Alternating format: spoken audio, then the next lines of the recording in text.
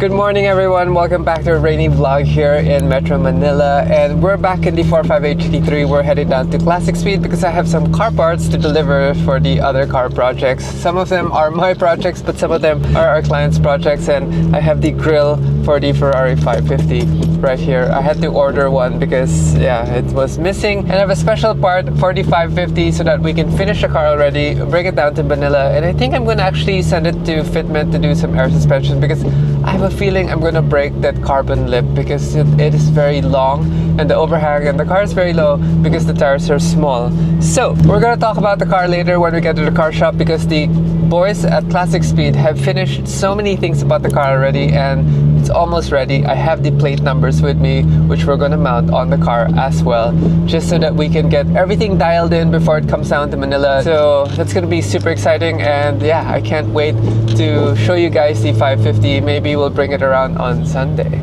who knows. But this is our weather today. Hopefully we don't have any tire leaks like last time. The previous vlog we had the leak on the rear tire and I drove it all the way to Clark. I'm telling you, thank God for Michelins. The Michelins are nice and firm on the sidewall, especially the cup tooth, so it did not debead even if the tire pressure was just 10 psi. I went almost 100 kilometers without any damage on the tire, thinking that this is a mid-engine car, and it didn't get debeaded or eat into the sidewall, which is very rare. It's not even a run flat tire, but it behaved like a run flat tire, so super happy with that. I'm super confident with my Michelin tires, but the cup tooth in the wet, wow, it looks so bad.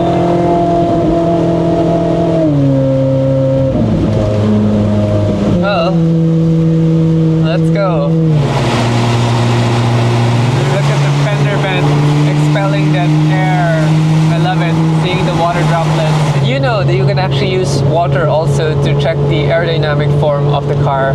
Some of the articles I read online, they print a little render of the car's aero and then they put it in an aquarium, like a bubbler tank, and then they watch the bubbles go around the car and see where it sticks and where it doesn't. So for aerodynamics to actually take effect on a car, the wind has to be able to stick to the surface. If the wind does not stick to the surface, then the surface is wrong. That's why in the olden days they have the little tough strings or the yarn that they tape all over the car so that they can see where the string is going. If the string goes straight with the wind, then you know the surface air is sticking on, but if the string starts spinning around like this, then you know it's turbulent and it doesn't know which way to go. Even in the rear, you can see the rear diffuser sort of pushing up the lower air so that it'll merge with the top line of the car. You can see that it's called a rooster tail in a way, where the air is pulling up from under the car because of the rear diffuser. I love it. This is probably not the ideal day that you would bring a Ferrari out, but here I am. Here in Classic Speed, and my guests aren't here yet, even if they left earlier. The 550 is right there, so we're gonna bring down some parts for this car. Let's get it. This car has the GT3 kit, and because of that I needed to run air suspension. The 550 doesn't have a GT3 kit yet, planning, but because the lip is like this lip where it sticks out of the car considerably, then we know it's going to break when we're going down steep driveways, which is all of Manila. Bring out some parts. Fuel gauge for the 550. This car is almost ready, guys. We've solved 90% of the issues of the car. I can't believe no one has ordered this from us. 240Z sofa, and it looks so good. Okay, so this is the fuel gauge that we're gonna mount, because this car is running a fuel cell already. We don't have the original fuel tank, and being that, I don't use cars often enough for me to know the fuel level, we're gonna just mount a fuel gauge underneath so that we have a visual. Second part, as you guys saw in the previous video, I have no front grille, so I found this on eBay. It's aluminium. I have to order the horse for it too.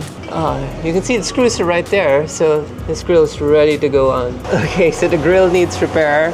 We're missing mounting tabs that look like that for this side and this side. So that needs to be done. Okay, our guests are here, and Brendon, who's the designer for Hot Wheels, who's been a designer for Hot Wheels for the longest time, is here also. So we're gonna drop off the stuff. Oh yeah, It's supercharged small block, so it's probably good for 400 or 500 cores. yeah, I don't have the dyno sheet for it, so I actually don't know how much power. Typically, I mean, you'd get around 350 with a stock engine, but if you stroke it, if you put a supercharger in it, you can add another 100? 150, depending on what blow, what pulleys you have and all that. I will slap it on the dyno. We do have a hub dyno here. My 240Z, this one has a RB28. Just finished the piping, so we're gonna do the roll cage and then wiring and then rocket bunny kit and then hopefully make it to the car show in November. Did you ever transition to like CAD and 3D work? I would love to, because I would love to be able to cut some parts out and do some things like that, but I'm still old school. I will build and draw with paper and build a model like that PVC tubing. It's cheap, it's abundant, it's quick to modify, and it works. I think it's better than CAD in some ways because I can mock it up, try getting in and out of the car. Yes. If I can, great. If not, I can adjust it. In CAD, you can only guess. I was with some 20 and 25-year-old 3D printers, and we're talking about all these things, and they're like, yeah, we can render this in like this long a time. I'm like, yeah, but you still need to visualize it in actual because it's different when it's real life. Oh, absolutely. What was the next project after the gasser? After that, after I sold that, my father was like, you could build me one. So I ended up building him a 56 Chevy gasser. A second one, but that one, I mean, I made it more mild and streetable because he wanted to drive it. He wanted to drive it, and he lives like 3,000 miles from me, so I don't have the ability to just go over and fix it for him. So I needed to leave it like new car reliable, kind of like how your brother wanted the Mustang. The looks. Okay, that's so cool. Like probably 1/4. I love how they did that already. That's pretty much what I did on my Firebird. So I'm on the right track. Yes, yes, I would concur. It's like Brendon approved. Yeah, Brendon approved. Future Hot Wheel. Yes. My RWB is here. Paint hasn't been cut. For you? Thank you so much. Can I talk about our project that didn't work? Sure. Okay, backstory, right? We're supposed to have a Hot Wheels, a Matchbox launch on September 19th. Pop race. For Pop Race, but little backstory with Pop Race, so no more Pop Race. I don't know how much I can share. It's like, so who's gonna get to do the RWB now? I have a couple of prospects, and I have to make sure that it's approved by Mr. Toshiya. And he was very kind. It was a gentleman's agreement, and he said, yeah, from now on, metrics can be, obviously, after your approval, the partner for any charity event in the Philippines. And all the RWBs that you have, we can, the opportunity is limited, unlimited. So. Perfect. A lot of the RWBs I build are known in the community. Like if you talk to like, oh, Angie's car, like, yeah, this is like people tell me like, oh, your car inspired my car. Yeah. So in our little 400 group RWB community, like I get to give inputs to other people's builds, which is fun because, right, we're a little island in the middle of nowhere. Yes, and people look here, they're like, what's Angie doing? That's actually the main reason why we came here, because Brendon last year or the previous days, he didn't see the car culture in the Philippines. I was brought to a shopping mall where they had 10 vehicles brought in. 5 of them were off-road trucks that looked pretty similar, and 5 of them are vineyard route. Since the pandemic, the generation shift of kids' interest with cars has grown exponentially. Everyone trapped indoors, we're just consuming content online. And now when we go to car meets, like 6-7-year-olds come up to you I like your car. This is different. It's a different market all of a sudden. And as they grow up, they're just more specialized than we were, because back then I got into cars at like 9 or 10, so they're so advanced. Thank you so much. So this is like at my friend's house. I wasn't sure. Signing. Oh, like a greeting. just a little personalized. Yeah. Thank you. I didn't know how to spell, so I was hesitant. The car is cool though. Thank you. I love, and you did staggered wheel sizing. Oh yeah, it's 18 by 12 in the back, 18 by 9.5 in the front. Also the R888Rs. It's Corvette C5 brakes. It was an easy bolt-on kit at the time, and I like to Try to use factory parts where possible just for reliability. A lot of times aftermarket stuff is just not as good. This is an older picture. That wall has filled up, and I don't even have room for monster trucks or other track and play sets. That's just die-cast cars that I've worked on. But I haven't seen any metrics case in there. Wonder why. no room. I ran out of space. I don't even have room for much of anything. Can I ask you like quick fire questions? Sure. You've been to Manila 3 times, you're saying. Yes. And from each visit, do you see the market growing in the Philippines? For Hot Wheels, yes, but I also get more exposure. I mean, it's very limited to what I get to see. You know, going to a few toy stores throughout the day or going to an event. The first time I was here was in like 2019 for the Southeast Asia event. It was Convention, like, yeah. where all the finalists came and they were competing. So it was like moms and kids, and they had little stunts and tracks and stuff, and they were competing. It was in a shopping mall, and so just seeing that passion for that. And then I was here last year for the Hot Wheels Legends event, and then Chris held a very last minute collector dinner. So I got to meet more of the collectors there. And then of course, many of them have come back this year, and I've seen them so far this week, and I'll get to experience more as an official convention this weekend. So each time I'm coming, I'm getting more exposure.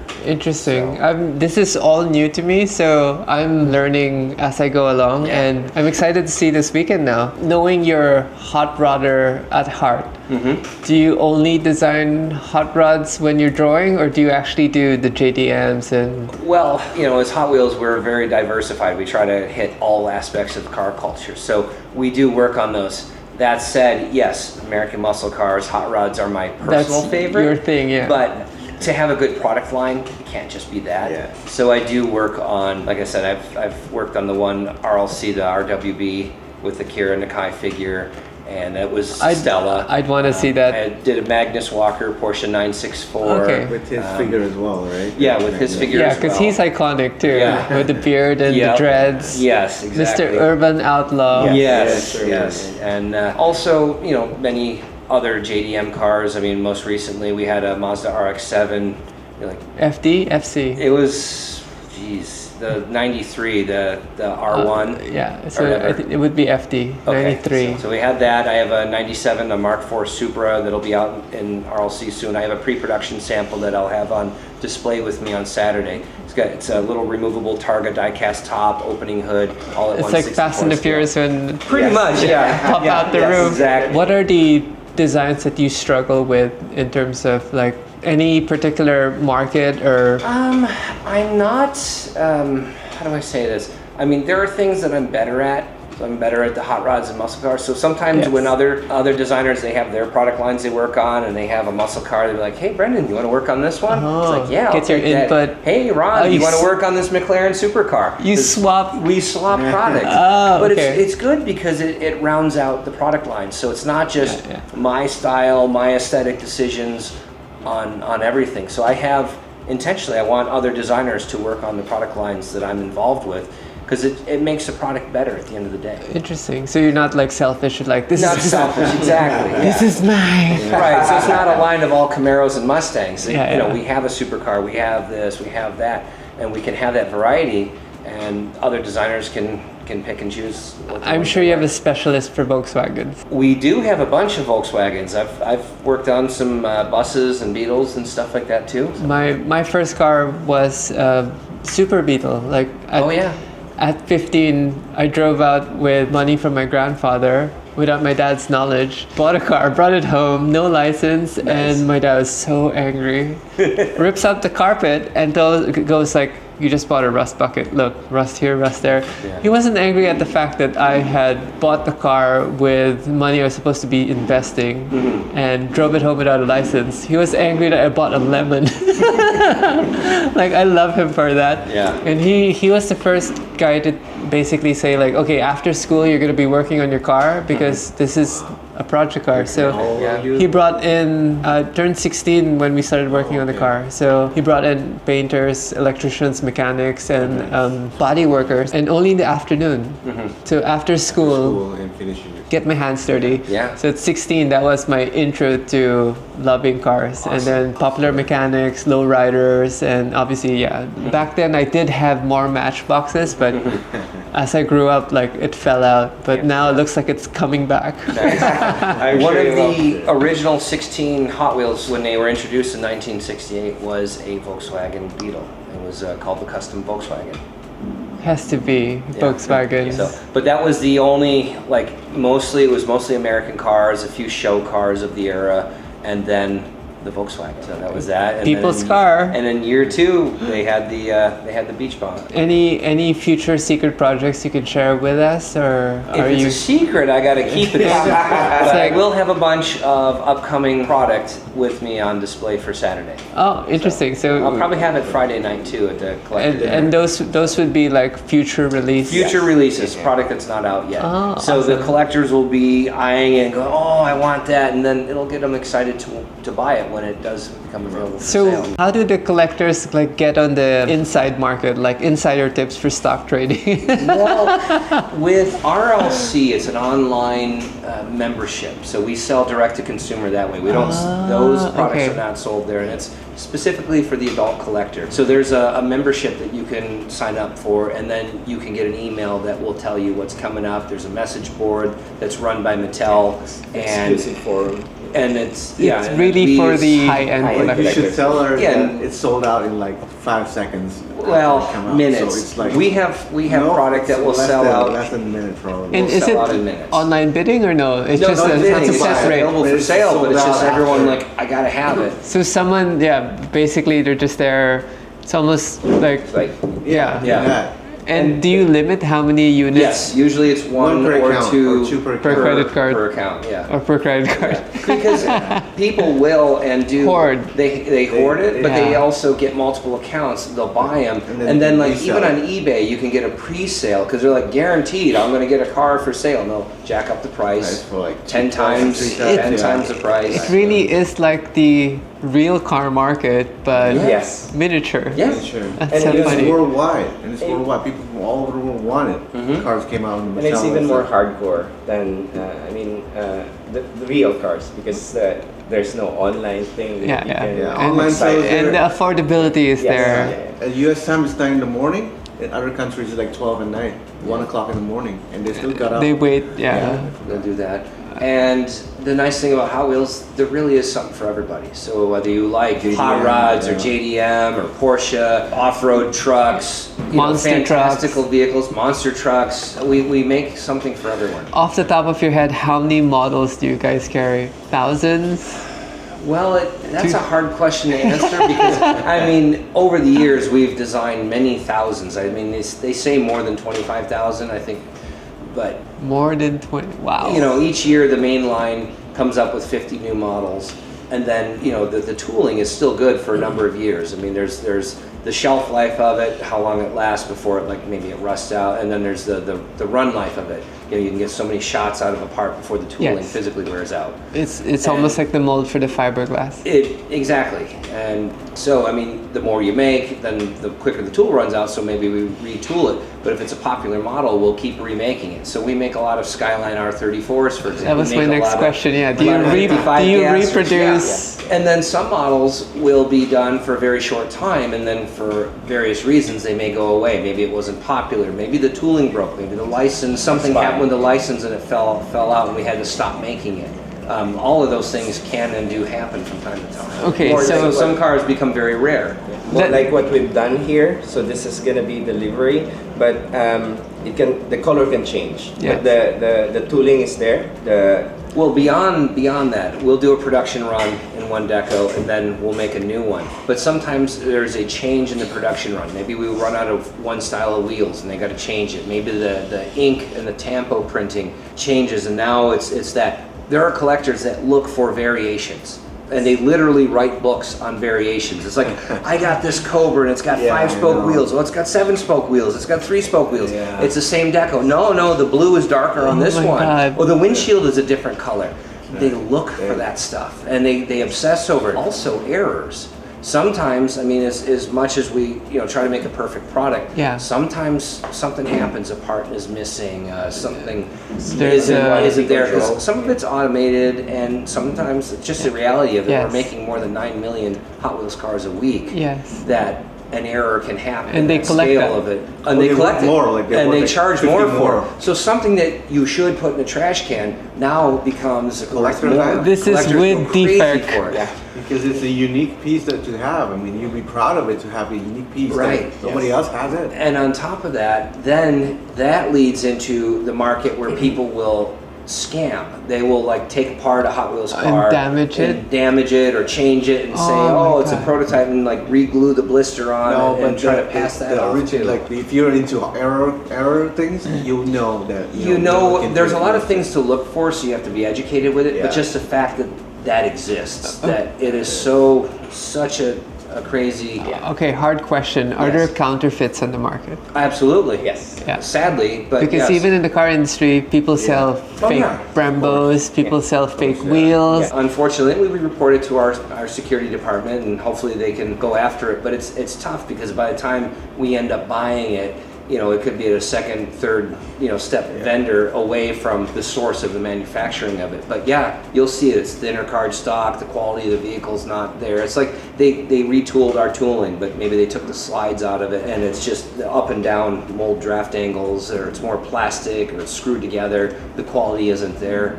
But yeah, we do come across these things. Not only that, there are certain instances that factory worker take out the tooling. release and then Copy it. not copy, but it, or just they'll Sell it. steal something from the plant and then sell it on eBay. I mean, if you go on eBay right now on your laptop, you'll see prototypes coming out of Malaysia or labeled prototypes for that. Or Last question. Who decides on the number of quantity if it's a limited model, and how do you decide 1,000 units? Our brand marketing team handles all that. They're the ones that work with the retail and stuff. But I mean, depending on the product line, our mainline cars have the highest volume of production. So those will get made the most, and then our premium retail is less, all the way down to our RLC, which depending on the production run, sometimes there's a sticker on the back and it might say one of 20,000, one of 10,000 or something. That won't have it because there's more than 10,000 made,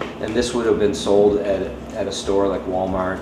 But the limited ones are the ones happening, given out at conventions all over the world. That's why people are looking for a convention card, because And that's they're the most- stickered, yeah, the and- stickered and the they're- most limited So ones. normally the convention sells like limited. Yeah, We they're limited. have- The most limited ones are the convention ones. There's a happening. collector convention in the US that works with us. They have a license with us, and we produce a few cars for them. And there might be a run of 4,000 or 5,000, and there'll be a sticker on the back. So they know exactly how many there are, and they can just, Yeah. they know they have one of 4,000 or one of Interesting. 3,500 or whatever that number is. Right now, there's conventions happening in Indonesia, Singapore, and Malaysia. They're limited to 500, 1,000, 1,500. So that's the most limited ones recently. Hopefully next year, the Philippines is going to be, that's what happening. we're It's gonna working on. Perfect happen here. example here, he is a collector.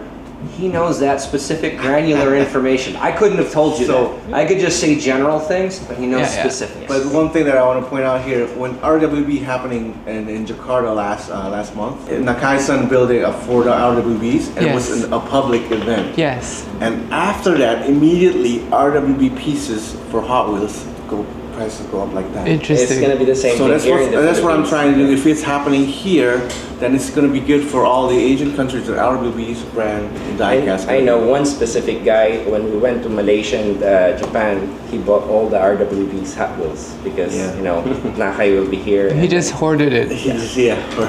Interesting. And it's easier for Hot Wheels than the real Yeah, cars. I mean, Well, you can fill a suitcase with those. so cool. Thanks for the info. Hopefully- How many Hot Wheels do you have? Can't count anymore. Yeah, 10,000. 10,000?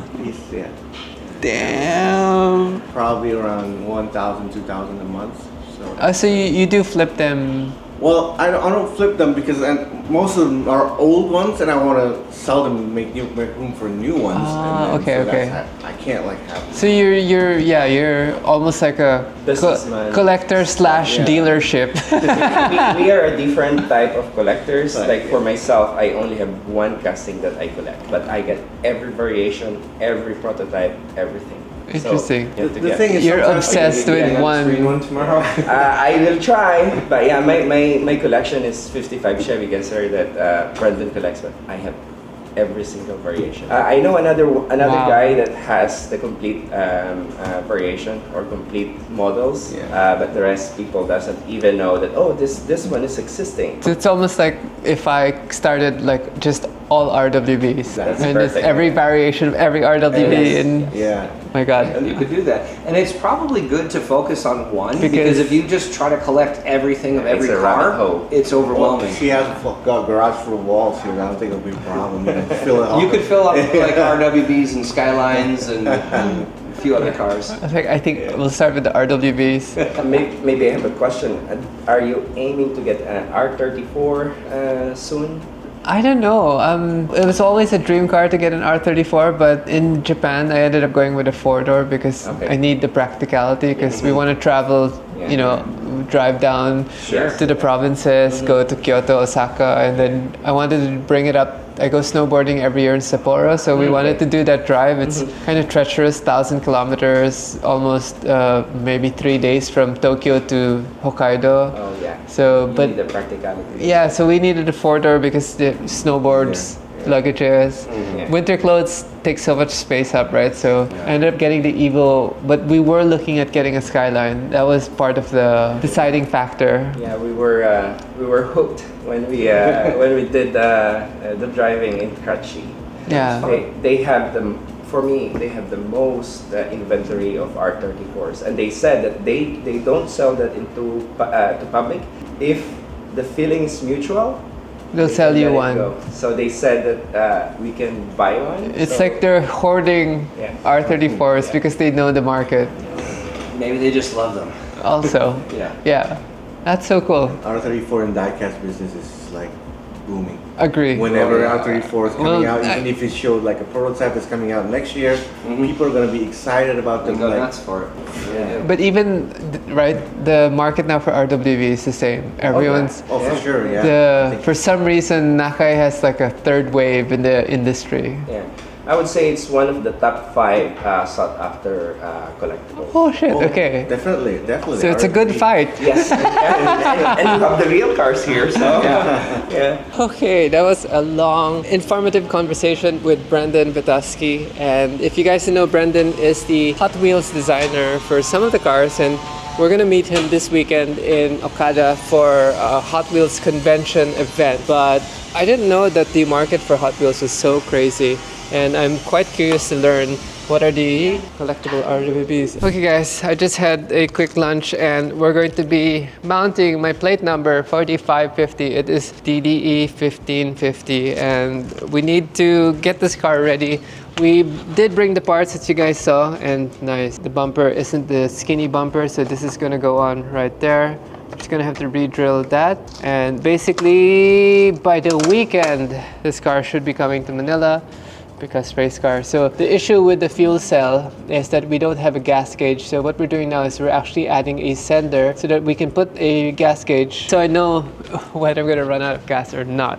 So that is the last things that need to be fixed, and we still don't have a working OBD port, sadly. But I think we're going to be able to tune the car anyway, so we'll see what else needs to be done to this car. But we'll do a quick shop update. Over here is RWB Archangel. Classic Speed just resprayed the car, and I love the color so much that decided to just respray it, and this is the bare bones look. I'm going to be painting the inner fender wells black so that it can just hide out the colors, but this is how the car looks so far. And I want to upgrade the air-to-air intercooler and actually do a water-cooled cooler. I saw some guy on the chat group with them, so that's next on my to-do list. Hopefully we can get more power. Maybe run a Motec ECU so that we can get some pops and bangs on this. So we did a speedy paint where we didn't paint the interior. That's why you can see that there. But we're going to spray whatever we can black. So like the inside here, I sprayed black basically the parts that are visually seen so that we can clean it up and make it dark so that it matches any color that we want. Decided to bring this car back down on the weekend and finally show it to you guys. So the grill that we bought has some issues and we're gonna make some bracketing for it, weld it up together and then just screw it on. Hopefully we're gonna be good to go. But yeah, this car is ready to come to Manila and we're gonna talk to their boys down at Fit, man. Best Fit, best fit. It looks so much better with the grill.